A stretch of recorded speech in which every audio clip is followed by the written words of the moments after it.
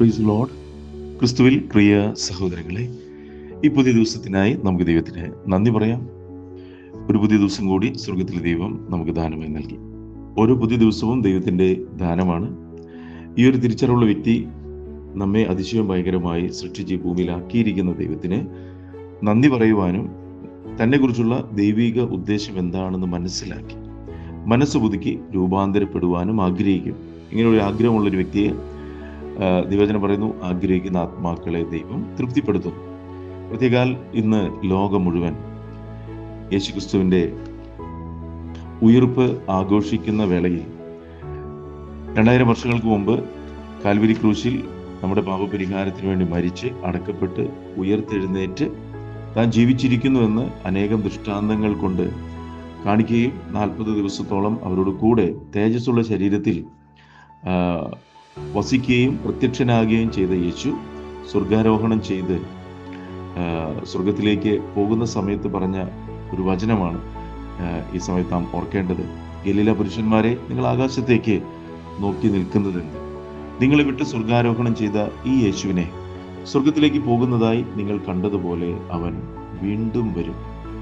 അപ്പോൾ കർത്താവ് രണ്ടാമത് വരുവാനുള്ള സമയം അടുത്തിരിക്കുന്ന ഒരു കാലയളവിൽ ലോകം മുഴുവൻ ക്രിസ്ത്യാനികൾ ഇത് ആഘോഷിച്ചുകൊണ്ടിരിക്കുകയാണ്. അല്ലെങ്കിൽ നാടകം കളിച്ചും ഒക്കെ ഇത് ആഘോഷിച്ചുകൊണ്ടിരിക്കുമ്പോൾ പ്രിയമുള്ളവരെ, ഇതൊരു ആഘോഷമായി കളിക്കേണ്ട ഒന്നല്ല, മറിച്ച് ഇത് തിരിച്ചറിഞ്ഞ് നിലനിൽക്കുന്ന നിത്യജീവൻ നമുക്ക് നൽകാനായി ദൈവം കാൽവരി ക്രൂശിൽ തൻ്റെ പുത്രനെ തകർത്ത് കളഞ്ഞ സ്നേഹത്തെ തിരിച്ചറിഞ്ഞ് തന്നെ കർത്താവിനായിട്ട് സമർപ്പിച്ച് പാപവഴികൾ വിട്ടു തിരിഞ്ഞ് മനസ്സ് പുതുക്കി രൂപാന്തരപ്പെടേണ്ട സമയമാണ്. ഇന്നത്തെ ചിന്തയ്ക്കായിട്ട് ലൂക്കോസ് എഴുതിയ സുവിശേഷം 24-ാം അധ്യായം 5-ാം വാക്യവും അതുപോലെ അപ്പസ്തോല പ്രവൃത്തികൾ 1:2-3 ഇവിടെ പറയുന്നത്, ഇവർ കല്ലറയിലേക്ക്, ശിഷ്യന്മാരൊക്കെ കല്ലറയിലോട്ട് ചെന്നപ്പോൾ അവിടെ ദൂതൻ പ്രത്യക്ഷനായിട്ട് അവരോട് പറയുന്നൊരു കാര്യമാണ് ഇവിടെ പറയുന്നത്. നിങ്ങൾ ജീവനുള്ളവനെ മരിച്ചവരുടെ ഇടയിൽ അന്വേഷിക്കുന്നതെന്ത്? അവൻ ഇവിടെയില്ല, ഉയർത്തെഴുന്നേറ്റിരിക്കുന്നു.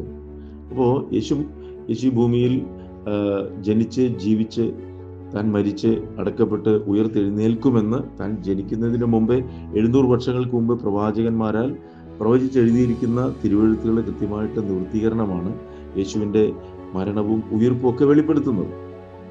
ഇതൊക്കെ ഇന്ന് ആളുകൾക്ക്, അല്ലെങ്കിൽ ദൈവവചനത്തിൽ പറയുന്ന പോലെ മത്തായിയുടെ സുവിശേഷം 22:29 ഇങ്ങനെ പറയും, നിങ്ങൾ തിരുവെഴുത്തുകളെയും ദൈവശക്തിയെയും അറിയായ്ക കൊണ്ട് തെറ്റിപ്പോകുന്നു.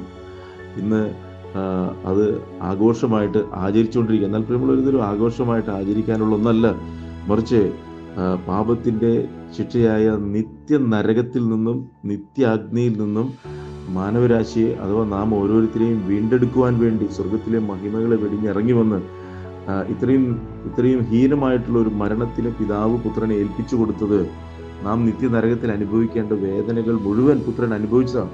അത് നാടകം കളിക്കുവാനല്ല. ഇന്ന് നാടകമൊക്കെ കളിച്ച് ആളുകൾ അതിനെ ഏറ്റവും ഹീനമായ രീതിയിലാക്കുമ്പോൾ പ്രിയമുള്ളവരെ, ഇത് നമ്മെ നിത്യജീവന് അർഹനാക്കുന്ന ദൈവത്തിൻ്റെ ഏറ്റവും വലിയൊരു പദ്ധതിയായിരുന്നെന്ന് തിരിച്ചറിയേണ്ട സമയം അതിൻ്റെ അവസാന നാഴികകളിലാണ് എത്തിയിരിക്കുന്നത്. നാം വിശ്വസിച്ചതിനേക്കാൾ രക്ഷയൊക്കെ നമ്മളോട് ഏറ്റവും അടുത്തിരിക്കുന്ന ഒരു കാലഘട്ടത്തിൽ യേശു കർത്താവിൻ്റെ രണ്ടാമത്തെ വരവ്, തനിക്കായി കാത്തിരിക്കുന്ന സഭയെ ചേർപ്പാനായിട്ട് യേശു കർത്താവ് വരുന്ന സമയം ഏറ്റവും അടുത്തിരിക്കുന്ന ഒരു കാലയളവിൽ ഈ സത്യം തിരിച്ചറിഞ്ഞ് ദൈവവചനം പറയുന്ന സത്യം നിങ്ങൾ അറിയും, സത്യം നിങ്ങളെ സ്വതന്ത്രരാക്കും, ഏകസത്യദൈവമായി നിന്നെയും നീ അയച്ച യേശു ക്രിസ്തുവിനെ അറിയുന്നതാണ് നിത്യജീവൻ. യേശുവിനെ കുറിച്ച് അറിയുന്നതും യേശുവിനെ അറിയുന്നതും തമ്മിൽ വലിയ വ്യത്യാസമുണ്ട്. ഒരു വ്യക്തിക്ക് യേശുവിനെ അറിയണമെങ്കിൽ യേശുവിനായി തന്നെ സമർപ്പിക്കണം. ഒരു വീണ്ടും ജനനത്തിൻ്റെ അനുഭവത്തിൽ കൂടി മാത്രമേ യേശുവിനെ ഒരു വ്യക്തിക്ക് വെളിപ്പെട്ട് കിട്ടത്തുള്ളൂ. അല്ലെങ്കിൽ ദൈവത്തിൻ്റെ പരിശുദ്ധാത്മാവ് ഒരു വ്യക്തിയിൽ വസിച്ചും കൊണ്ട് ദൈവത്തിൻ്റെ മഹത്വത്തെ വെളിപ്പെടുത്തി തരത്തുള്ളൂ. അപ്പോൾ ഇവിടെ പറയാം, നിങ്ങൾ ജീവനുള്ളവനെ മരിച്ചവരുടെ ഇടയിൽ അന്വേഷിക്കുന്നത്. കാരണം താൻ ജീവിച്ചിരുന്നപ്പോൾ കൃത്യതയോടുകൂടെ പറഞ്ഞ കാര്യങ്ങൾ മനസ്സിലാക്കാതെ അവർ കല്ലറയുടെ അടുക്കൽ വന്നപ്പോൾ അവിടെ പറയാണ്, അവൻ ജീവിച്ചിരിക്കുന്നു, അവൻ മരിച്ചവരിൽ നിന്നും ഉയർത്തെഴുന്നേറ്റു.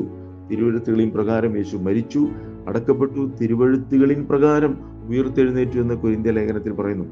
അപ്പോൾ ഇവിടെ പറയണം, അവൻ ഇവിടെ ഇല്ല, അവൻ ഉയർത്തെഴുന്നേറ്റിരിക്കുന്നു എന്ന് പറയുകയാണ്. അപ്പോൾ യേശു കർത്താവ് മരിച്ചു ഉയർത്തെഴുന്നേറ്റതിൻ്റെ സാരമെന്ന് പറയുന്നത് പാപത്തിൻ്റെ ശിക്ഷയായ മരണത്തിൽ നിന്ന് നമ്മെ രക്ഷിച്ച് നമുക്കും ആ നിത്യജീവൻ നൽകാനായിട്ട് എന്തൊക്കെ ചെയ്യണമായിരുന്നോ പിതാവിൻ്റെ നീതിക്കൊത്തവണ്ണം, ദൈവനീതിക്കൊത്തവണ്ണം എല്ലാ കാര്യങ്ങളും താൻ ചെയ്തു, നിവർത്തിച്ചു. പാപത്തിൻ്റെ ശിക്ഷയായ മരണത്തെ താൻ ഏറ്റെടുത്തു, മരിച്ചു.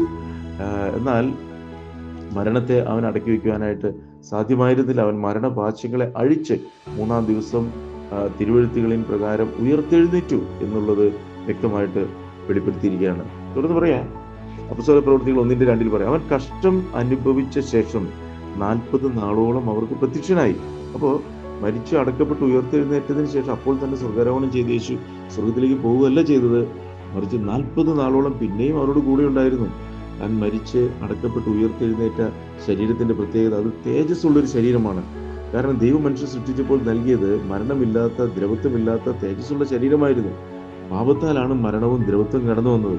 എന്നാൽ ആ പാപത്തിൻ്റെ ശിക്ഷയായ മരണത്തെ തൻ്റെ മരണത്താൽ നീക്കി നഷ്ടപ്പെട്ടു പോയ തേജസ്സിനെ മാനവരാശിക്ക് തിരികെ നൽകുന്ന ദൈവത്തിൻ്റെ ആ പദ്ധതിയുടെ പൂർണ്ണതയും വിജയവുമാണ് ഈ 40 ദിവസം താൻ പിന്നെയും ശിഷ്യന്മാർക്ക് പ്രത്യക്ഷനായി അവിടെയൊക്കെ അവരോട് കൂടെ നടക്കുകയും പ്രത്യക്ഷനാകുകയും അവരോട് കൂടെ ഭക്ഷണം കഴിക്കുകയൊക്കെ ചെയ്തത് നാം ഈ ഒരു അനുഭവത്തിലേക്ക് കയറി വരാൻ വേണ്ടിയിട്ടാണ്. തുടർന്ന് പറയാണ്, അവർക്ക് പ്രത്യക്ഷനായി ദൈവരാജ്യം സംബന്ധിച്ച കാര്യങ്ങൾ പറഞ്ഞുകൊണ്ട്, ദൈവരാജ്യത്തെക്കുറിച്ചാണ് പറയുന്നത്.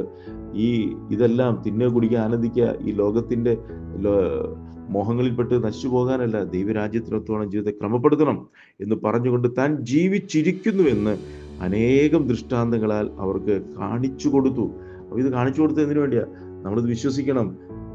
യേശുക്രിസ്തു വിശ്വസിക്കുന്നത് മരിച്ചാലും ജീവിക്കും, എന്നിൽ വിശ്വസിക്കുന്നത് ഒരു നാളും മരണം കാണത്തില്ല എന്നുള്ള ആ സത്യം തിരിച്ചറിഞ്ഞുകൊണ്ട് യേശുക്രിസ്തുവിൽ വിശ്വസിച്ച് പാപപ്രമാണങ്ങളെ വിട്ടുകളഞ്ഞ് ഒരു വീണ്ടും ജനനത്തിൻ്റെ അനുഭവത്തിൽ കൂടി, ദൈവവചനത്തിൻ്റെ അനുസരണത്തിൽ കൂടി ഒരു വിശുദ്ധ ജീവിതം ജീവിക്കാൻ വേണ്ടിയിട്ടാണ് കർത്താവ് നമ്മെ വിളിക്കുന്നത്. അതല്ലാതെ നാടകം കളിച്ചുകൊണ്ട് നടക്കാനല്ല എന്നുള്ള കാര്യം നാം തിരിച്ചറിയണം. തുടർന്ന് പറയാ, അപ്പോസ്തല പ്രവൃത്തി 1-ാം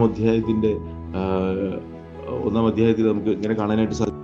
ഗലീല പുരുഷന്മാരെ, നിങ്ങൾ ആകാശത്തേക്ക് നോക്കി നിൽക്കുന്നതെന്ന്, നിങ്ങളെ വിട്ട് സ്വർഗ്ഗാരോഹണം ചെയ്ത ഈ യേശു സ്വർഗത്തിലേക്ക് പോകുന്നതായി നിങ്ങൾ കണ്ടതുപോലെ അവൻ വീണ്ടും വരും. പ്രിയമുള്ളവരെ, കർത്താവിൻ്റെ 2-ാമത്തെ വരവ് ഏറ്റവും അടുത്തിരിക്കുന്നു.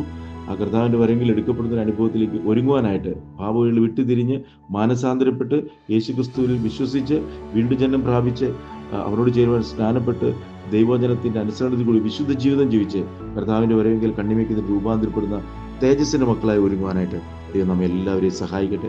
പ്രാർത്ഥിക്കുക. സ്രോതസ്സ പിതാവേ, അളവറ്റ കൃപയും കരുണയും സ്നേഹം ഞങ്ങളുടെ മേൽ പകരുന്ന ദൈവമേ, നിങ്ങൾ എത്രമാത്രം സ്നേഹിക്കുന്ന അങ്ങയുടെ സ്നേഹത്തെ കാൽവരി ക്രൂശിൽ അങ്ങ് വെളിപ്പെടുത്തിയല്ലോ. ആ സ്നേഹത്തെ തിരിച്ചറിഞ്ഞുകൊണ്ട് അങ്ങയുടെ മാറ്റമില്ലാത്ത വചനത്തിൽ വിശ്വസിച്ചുകൊണ്ട് പാപവഴിയിൽ വിട്ടുതിരിഞ്ഞ് ജീവിപ്പാൻ കർത്താവ് ഞങ്ങളെല്ലാവരെയും ഈ ശബ്ദം കേൾക്കുന്ന ഓരോ മക്കളെ അങ്ങ് സഹായിക്കുകയും ഓരോ ദിവസം വഴി നടത്തി ചെയ്യുന്നതിനെ നന്ദി പറയുന്നു. ദുഷ്ടന്റെ ഇരപ്പെടാതെ കാക്കണം, ദൈവജ്ഞാനം കൊണ്ട് നിറയ്ക്കണം. കർത്താവെ, പരിശുദ്ധാത്മാവിൽ എഴുതപ്പെട്ട വചനം അതേ ആത്മാവിൽ ഗ്രഹിപ്പാൻ എല്ലാവരുടെയും ബുദ്ധിമണ്ഡലങ്ങളെ തുറക്കണമെന്ന് പ്രാർത്ഥിക്കുന്നു. കർത്താവ് ചെയ്യുന്ന കൃപയ്ക്കായി നന്ദി. യേശുക്രിസ്തുവിൻ നാമത്തിൽ പ്രാർത്ഥിക്കുമ്പോൾ കൃപ തോന്നി കേൾക്കണം സ്വർഗീയ പിതാവേ. ആമേൻ. God bless U.